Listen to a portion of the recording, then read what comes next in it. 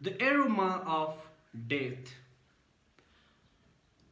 When we hear a word death, or when we hear someone is dying, something inside us start to tremble. It start to get scared, and we tend to act in a different way when we think about death, and when we try to feel the death or try to acknowledge someone's death, because death is so scary for human being. It is not because death itself is scary, but it is because we are so obsessively scared of death, negatively scared of death, that even the word death occur in our mind, we get scared. But today I want to talk to you about the aroma, the fragrance of death.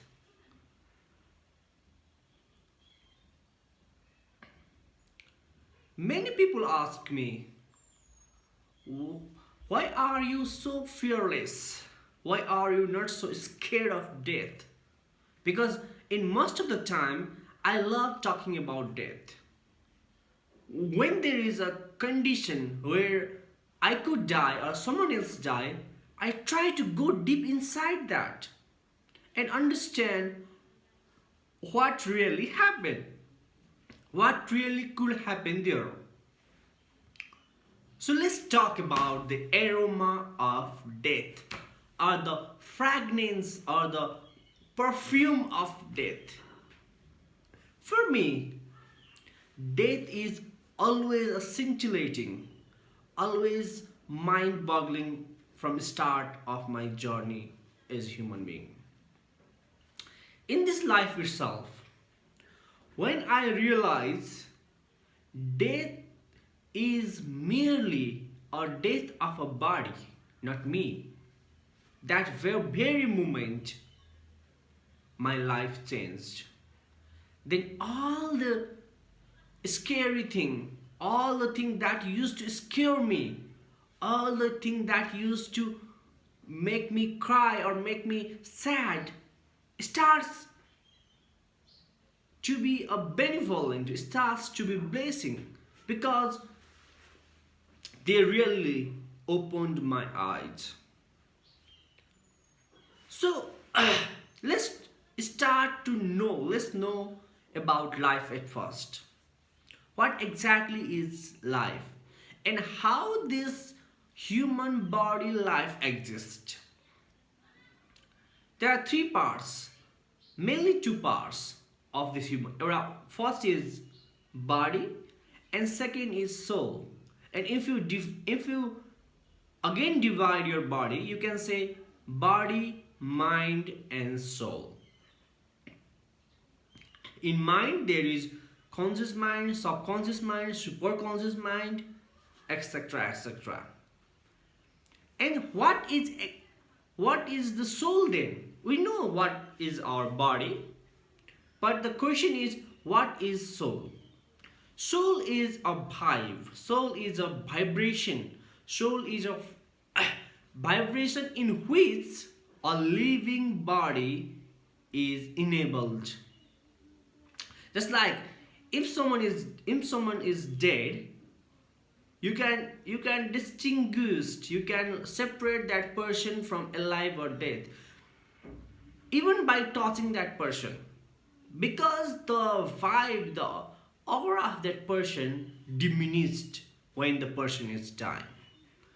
So yeah, there is three part of the human existence: body, mind, and soul. And this body is like, soul is like, you have to the main purpose of the body, mind, and soul, or this human life, is to get rid of this cycle of rebirth. That is the main purpose. Other things are just the way of living how you want to live. they really don't have such a meaning, important meaning. The important and sole purpose of this human life is to get rid of this life and death process or the recycle of birth. Because until we realize the true existence of ourselves, or until we get liberated or nirvana, we achieve nirvana, or we became buddhatva, or we become Buddha, until that point we have to keep coming to this life once and again and again. And that's the sole purpose of human life, is to get rid of this life, get rid of this cycle of the rebirth and be liberated. So now when we understand that, and when we understand our body is just like this cloth. Just imagine my body is a soul and the cloth I am wearing is of my body. Then whenever this cloth get old, or it got torn apart, or it cannot withhold me, give me warmth and everything, then I have to throw it out and I have to get a new cloth. But I'm still there in spite of a new cloth. If I wear new cloth, I doesn't become new person. I'm the same. In the same way, when your body left your soul, and again our soul goes into new body, that's the way of reincarnation or process of rebirth. And when we understand that very point, then we start to realize the death we call is merely changing of a body. It's nothing. We are not dead. In true sense, we are not dying. We are still in this life. We are still in continuation of the soul. The only difference is we are with a new body. And that is a philosophy. That someone says, oh, that is very philosophical, that is very intellectual, I cannot grasp that. Let me tell you the another point which all can grasp. That is, when you born, the only thing that is certain is you have to die. Now think that in that way. When you get born in this life as a human existence, human body, Homo sapiens, or any living existence, the only thing that is certain, other thing, it can happen to you, it cannot, it may not. You can be like very rich, or you may not be. You may have lots of children, or you may not. You may have wife or husband, or you may not. You may have parents, or nothing is certain.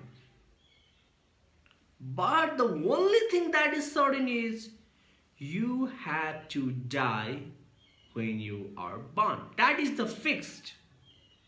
In another word, you can say every day you are dying, or you are waiting your death until it arrives to you. So you can say death is not a singular moment, it is continuation of the process. So if you understand this, you have to die. That is the only certainty in your life. Then just realize yourself. Even if you try whatever you want to do, if you became Einstein, if you became Bill Gates or Jeff Bezos, or if you even became Michael Jackson, or if you even became Abdul Kalam, or if you even became William Shakespeare, or if you even became anything,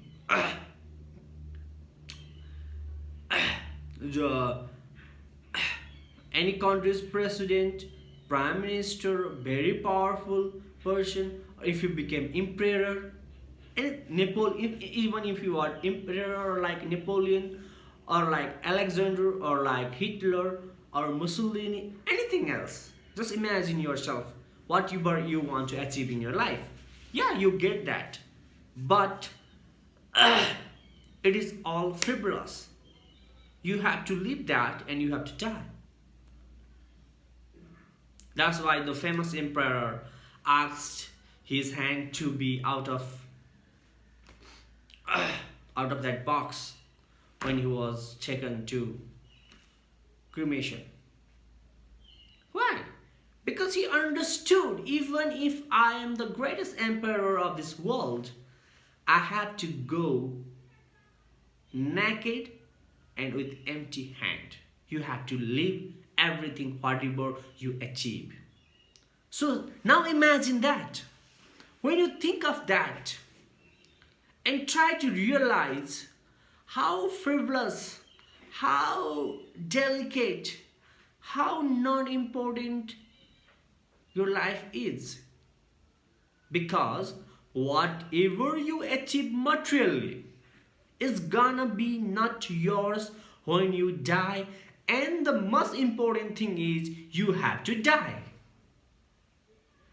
If you can save your life forever, then whatever you achieve in your life could be of some significance.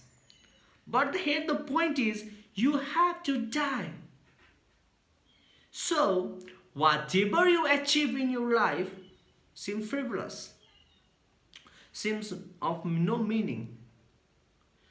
That's why to be scared of death is to lose life.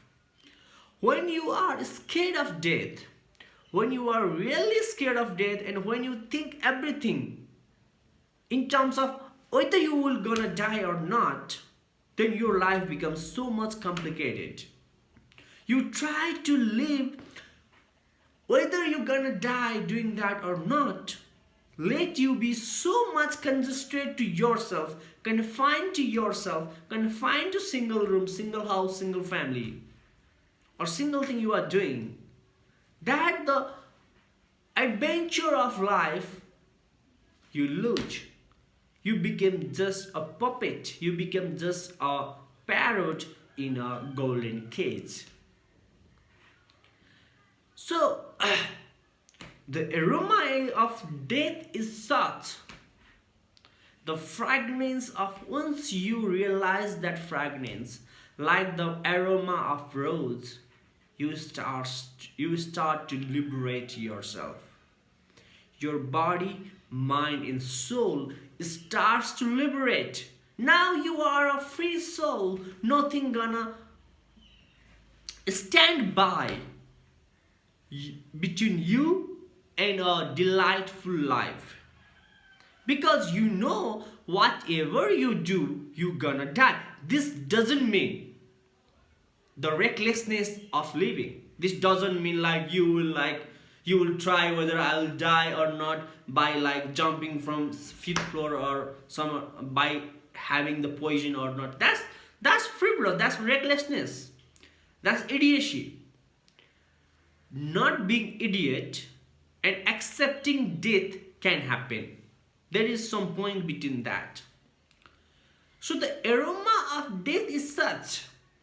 When you start to realize how beautiful death is, because it is the ultimate certainty of your life. Now you imagine you're gonna die. Whatever you do, however you achieve, whatever degree you have, how powerful you are, how beautiful wife or husband you have, anything whatever you have, you're gonna die and you're gonna have to lose everything when you die. Then think yourself, imagine yourself how liberated you will feel, because there is no attachment to this world. You don't need to be attached to anything. You just can go with the flow of life.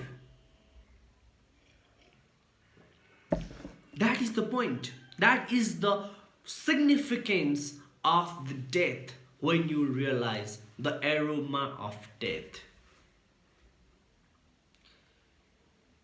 So yeah, people ask me, why are you so much antisocial, or why are you so much like revolutionary? Why you think like that? Because I think with respect to death, to everything.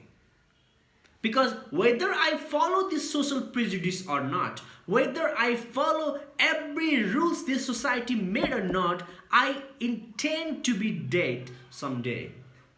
And when I follow this, I will die. Even I do not, I will die. And the point is, when I became the docile sheep of this social prejudice, when I become the parrot of this society, then I will lose the grips, the fragrance of my life, the joy of my life, because the society tend to ask you to live in such a way that is beneficial to society, or a social consciousness, or a social prejudice, not a single consciousness. It never enables a single person to explore, to evolve, and to grow, because when a single person grows, the society gets challenged. That's the point. And people ask me, why are you such? Because I realize, the moment I realize, even if I follow all these rules, still I'm gonna die. And death, the mode of death is such uncertain.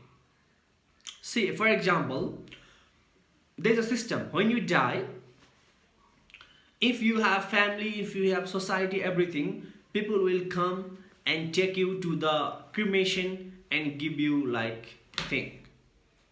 And people get scared. What if I have known and I will die home alone and I will get rotten? But what? Imagine yourself, when you die, the body you left is not yours. When this cloth get all and torn apart, when I throw somewhere else, I don't care who will take this cloth or not. That's up to them. That's up to the alive people.